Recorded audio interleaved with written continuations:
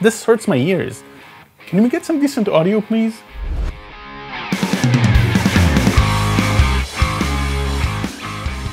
Udi from DIYPhotography.net. Some things are unforgivable.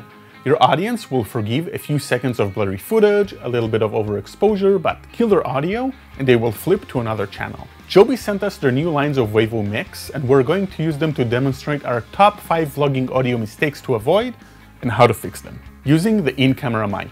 You probably know this, but using the in-camera mic will generate the worst audio ever. Any microphone will give you better audio than the in-camera mic, simply because they are closer to your mouth, or if they're not, they know how to pick up the right sound. No. Into the pattern.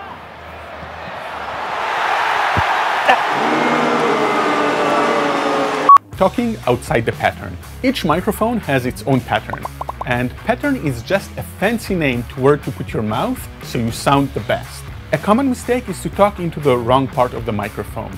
The pattern for a podcast microphone, for example, is not on its top, it's to its front, where the little arrow is. So this is wrong, and this is wrong, and this is right. Using only a shotgun microphone for an interview.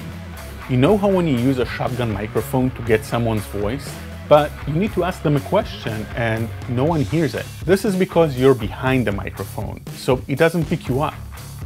Hook your shotgun to another mic so it'll pick up your voice.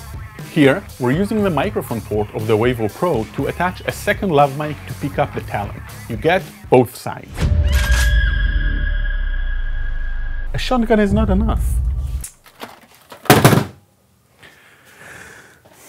Using a shotgun in the wrong location. Well, on the subject of shotguns, it's not a magic solution. If you're using a shotgun where you have a horrible bounce, it will not sound good. Consider moving a little bit or using a lav to get a better sound. Is this a good location? Clipping on the microphone. Clipping happens when you are louder than what the microphone can pick up. You can think about it as overexposure for audio. It's very common to check the levels on your camera to avoid clipping, but beware. Even if the audio levels on the camera look fine, you might be clipping on the microphone and then just lowering the volume of the already clipped audio.